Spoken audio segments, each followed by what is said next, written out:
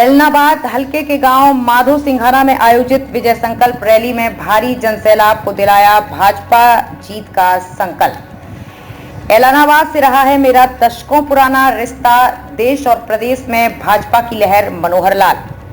हलके में बिना पर्ची खर्ची के युवाओं की लगी नौकरियां, किसानों के हर खेत तक सिंचाई पानी पहुंचाने का लक्ष्य। मीनू बेनीवाल।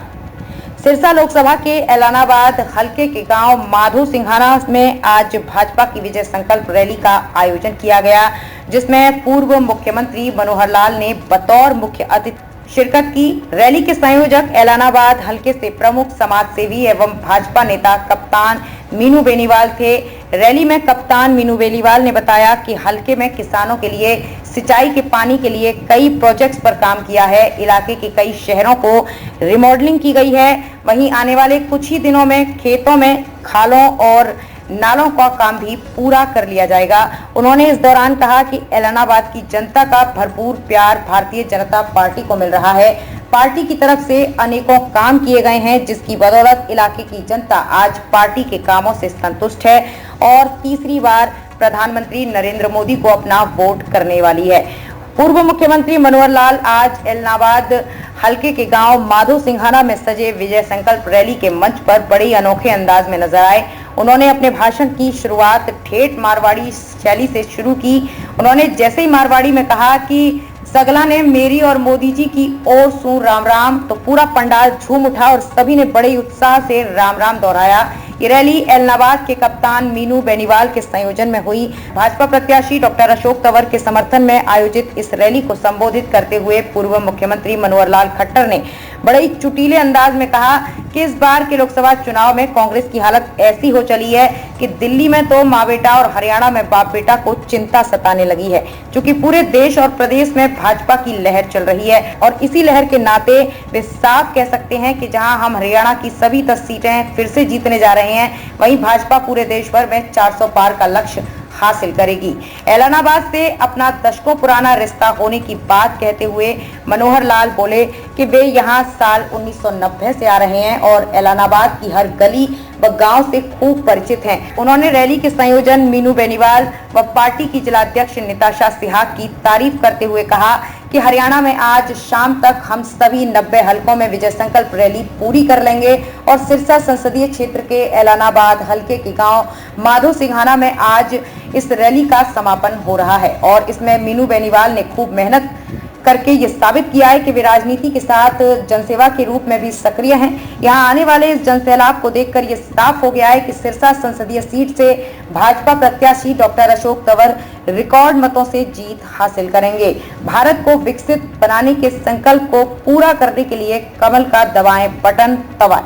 भाजपा प्रत्याशी डॉक्टर अशोक तंवर ने कहा कि भाजपा परिवारवाद पर आधारित पार्टी नहीं है, वर्करों व जनता से पूछकर फैसला लेती है और इसी आधार पर उन्हें चुनावी मैदान में उतारा है। तंवर ने कहा कि पिछले 2 साल से ज्यादा वक्त से वे चुनाव प्रचार अभियान के तहत सभी 9 हलकों में जा चुके हैं। यहां जाने पर देखा कि सरकार बिना किसी भेदभाव के हर क्षेत्र का समान रूप से विकास करवाया है। जमाल में करीब 80 करोड़ की लागत से विकास कार्य चल रहा है, तो शाहपुरिया में 40 करोड़ रुपए का प्रोजेक्ट लगाया जा रहा है। बिना पर्ची बिना खर्ची सरकार ने योग्य युवाओं को जो नौकरियां दी हैं, उसकी प्रदेश भर में चर्चा है और देश में इसकी मिसाल दी जाती है। हलके के 850 युवा बिना पर्ची खर्ची के लगे सरकारी नौकरी। मीनू बेनीवाल। रैली संयोजक कप्तान मीनू बेनीवाल ने एलनाबाद हलके में अपनी टीम द्वारा करवाए गए समाज हितैषी कार्यों को सिलसिलेवार गिनवाया। मीनू बेनीवाल ने कहा कि उनकी टीम ने एलनाबाद में 50 बेड का सरकारी अस्पताल बनाया, माधो सिंघाना में 30 बेड के सामुदायिक स्वास्थ्य केंद्र को नया रूप दिया। इसके अलावा चोपटा, कागदाना, जमाल, दड़वा के अलावा राजस्थान के रामगढ़ में अत्याधुनिक सुविधाओं से सुसज्जित सामुदायिक स्वास्थ्य केंद्र तैयार करवाया। मीनू बेनीवाल ने कहा कि सरकार की विभिन्न स्कीमों का लाभ उठाते हुए हमने 54 अत्याधुनिक लाइब्रेरी की स्थापना करवाई, जिसमें हलके के बच्चे बच्चियां ज्ञान हासिल करने आते हैं। जी कहिए। साहब आज अच्छी सफल रैली हुई है, सबसे पहले तो क्या कहिए? बहुत अच्छी है, लोगों का प्यार है। हम तो ऐसे ही रहते हैं भाई, रैली के रूप में चलते हैं, घर में भी ऐसे ही रहते हैं। बहुत अच्छी रैली हुई है, बहुत अच्छे लोग आए हैं। किस तरह का माहौल देख रहे हैं अशोक तंवर? मेरे लिए प्यार का और तंवर साहब के लिए समर्थन का माहौल देते हैं। ये तो मेरा विरोध भी हो रहा है। मेरा तो कोई विरोध नहीं, क्या करेगा किसका? काला वाली में रतिया मैं रतिया काला वाली का मेरे को संज्ञान में नहीं है मामला। हो सकता है कोई सेंटिमेंट्स किसी के विचार ना मिलते हो सकता है कोई आदमी विरोध कर रहा होता है, होगा। कई बार घर में भी विचार नहीं मिलते, कोई बच्चा कोई चीज़ नहीं मांगे तो रोने लग जाता है, तो हो सकता है उनके सेंटिमेंट्स कुछ हो भाई, मेरे को उसके बारे में ज्ञान नहीं है। मेरा तो कोई विरोध नहीं है, मैं तो सबको प्यार करता हूँ और कोई करे तो कर ले भाई, उसका भी स्वागत है। कांग्रेस लगातार प्रचार कर रही है, 25 गारंटी के साथ दिया है 70। टेक्निकली उनकी पहली गारंटी को अगर आप देखेंगे तो फिजिबिलिटी से बाहर है।